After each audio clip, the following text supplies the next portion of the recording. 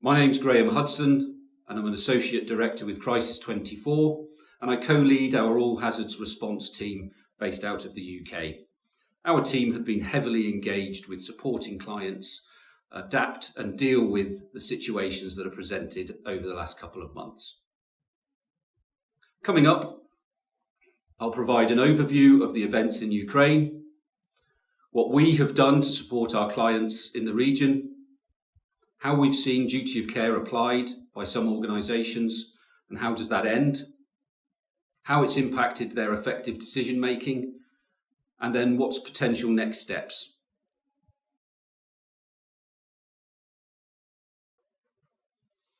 So in the months preceding the invasion, which occurred on the 25th of February this year, we saw many warning signs being presented both in the region by the form-up of Russian forces on the borders under a description of an exercise, but also quite explicit warnings provided by governments such as the US and UK Foreign Office and State Departments, giving us very clear instructions that there is an intention for the Russians to invade Ukraine. What did we see though? We saw locally Ukrainian nationals operating as business as usual, to a certain extent potentially being complacent to the threat because they've lived under this threat of Russian aggression for many years, but also organisations and their crisis management teams potentially just paying lip service to these warnings.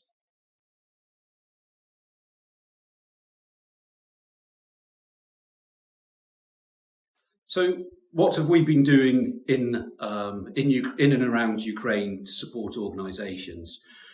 We've responded to many requests for assistance, and our observations are organisations have identified key areas where they needed support. They didn't have that internal capability, or they needed more localised on the ground physical support in their evacuation response.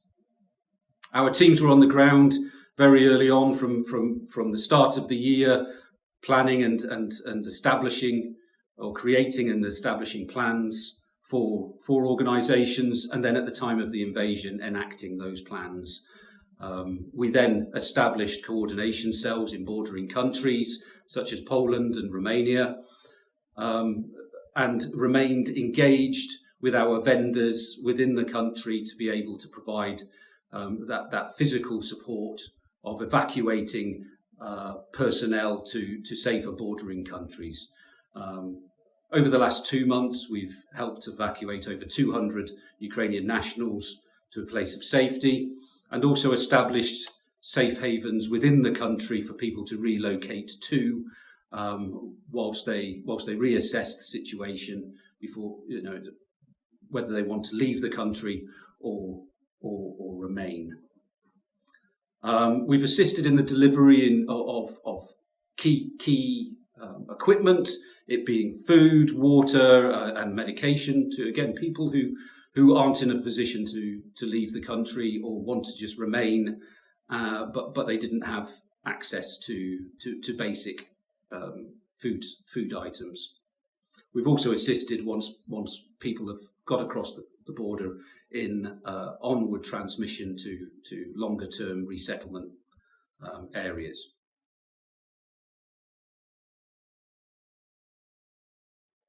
So as managers and leaders within our organisations, we all understand the importance of duty of care to everyone who works within our organisation. But when it comes to political and security evacuation approaches, often local nationals are overlooked in the evacuation from a particular country. Plans are often targeted towards expatriates, so taking people back to their home countries, and planning around local nationals is often geared towards, they shelter in place in their own home, remain where they are until the situation stabilises, and then and then we can look at returning to business as usual.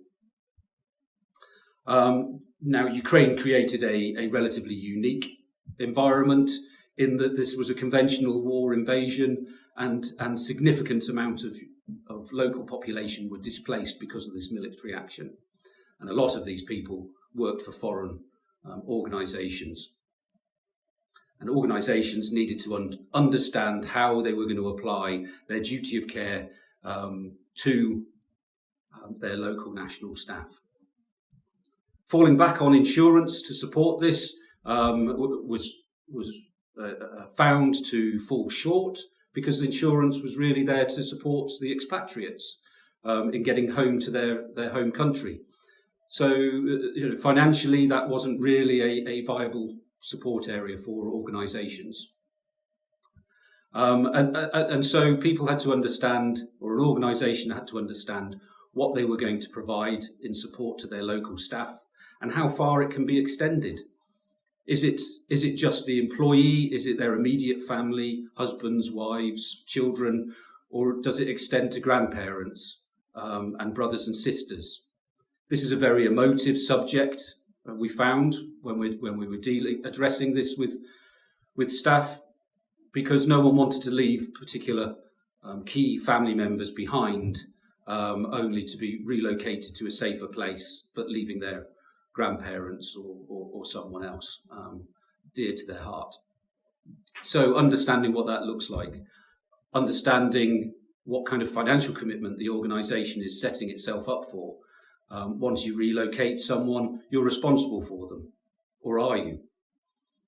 How far will that go, and how long will that go for? Evacuation versus relocation. Do your local staff want to even leave their country? There was an assumption very early on by some organisations, we'll put together a big evacuation plan and everyone will jump on the buses and come with us. And the reality was that locals wanted to stay in their villages and cities, either through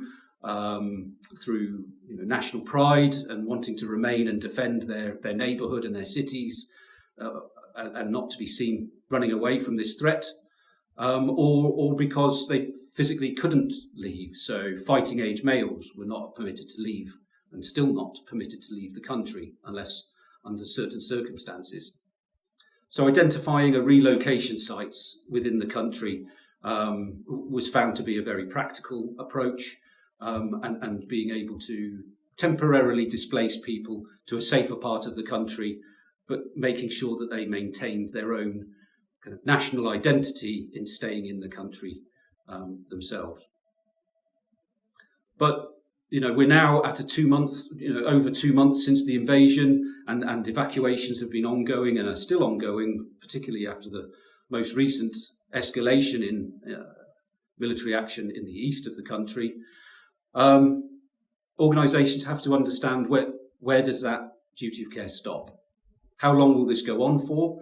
And have they got the endurance to be able to support this, both financially, but also emotionally within their organisation? Do they have the resilience to keep going?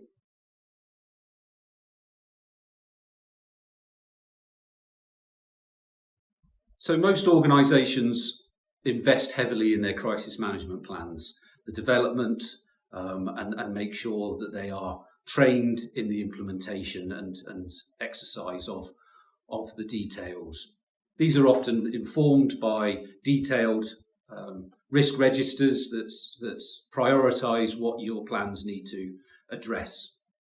Ukraine caught a lot of organisations off guard with the displacement of their staff, and their crisis management plans were found to be left wanting. Crisis management team structures were often the right structure, having HR, legal, finance, key decision makers, admin and logistics. But in a lot of instances, these teams were in the wrong place.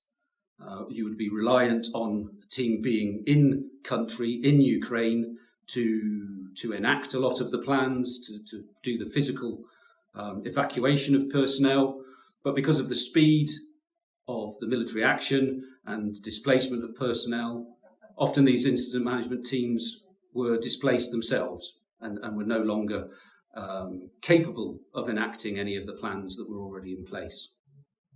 So organisations had to adapt to how can they do this. And this is where identification of vendors on the ground and organisations such as Crisis24, in order to implement those plans on their behalves, to ensure the personnel can leave the country or get to a safe place as quickly as possible. We found that some organisations were struggling with the speed of decision making, being nimble enough to be able to respond to a very quickly changing environment.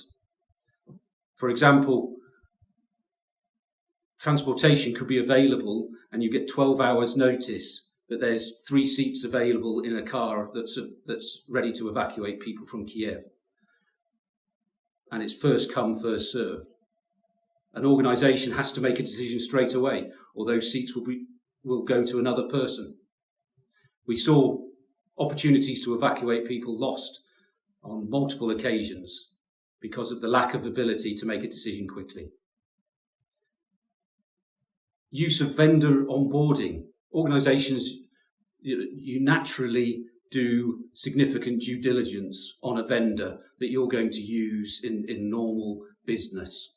It's the right thing to do. It's best practice, particularly if you're going to be paying them in large sums of money for their services. In Ukraine, we saw vendors appearing and offering services very quickly to organisations, and those organisations had no time to do onboarding. But they also didn't have the right infrastructure within their crisis management team and within their organisation to be able to pay a vendor quickly or contract with the vendor quickly. And again, there were lost opportunities to safely remove people or relocate them within the country. These are things that organisations have had to learn from, and certainly in the future, the ability to swiftly use and pay vendors in evacuation circumstances need to be prioritised as part of your planning process.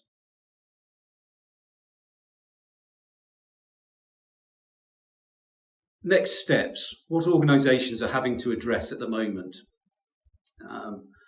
Primarily when you've relocated, and I've already touched on it before, when you relocate or evacuate personnel, you've got to think about their resettlement, where you're moving them to and what you're going to do to support them in the longer term. Are you going to provide them with housing, assist them in entering into their children into education, get them registered with medical facilities, assist them with their visa and residential, legal right to be in the particular country that you've relocated them to. Some of the organisations we've supported had the luxury of having such a large footprint that they just re-employed people in a different country within their same organisation. A lot of groups don't have that luxury. So exactly what that can look like. These are things that have to be considered and thought about prior to conducting evacuation and extending that duty of care to your local national staff and wider family units. Another area that's already being thought about is the redeployment. How do we get back into Ukraine? How can businesses start moving back in and repopulating those areas? It might not be safe to do so now, but this environment can change and is expected to change, and hopefully in a positive nature in the coming months, organisations can start to think about repopulating their areas. And it certainly isn't too early to plan. What those plans could look like is it safe to come back into this area? What was the military activity in the particular area around the homes and the office space and the work areas where you are? Is there an unexploded ordnance risk? All of these things have to be considered before you redeploy in, because that duty of care extends to putting people back into a place that may have may cause them harm. So some of the main takeaways that hopefully I've conveyed over the last 10-15 minutes, but also certainly things that spring to my mind when I consider what we've been doing for the last couple of months, is forward planning, ensuring that you've got those plans developed. That doesn't, just because Ukraine has blown up now, doesn't mean that your organisation, if you've got a footprint in other countries, shouldn't be forward planning these things. You've got to be learning the lessons of what's happening here and applying it across other areas that might be exposed to similar risks. Don't ignore warning signs. Clear indications of military conventional action were ignored by a lot of organisations, either through local complacency or just general disregard of government advice. Acknowledge the key differences between an expat working in a foreign country and a local national, and how that is going to be addressed, communicated, and what plans can be put in place to make sure both expats and local nationals are supported equally. Identify vendors early and prioritise any onboarding that might be necessary. And also, finally, know what success will look like. Know what the end looks like, because when you extend duty of care and evacuate people from a country, you can end up supporting them for a very long time. And you need to really identify what an appropriate level of support looks like.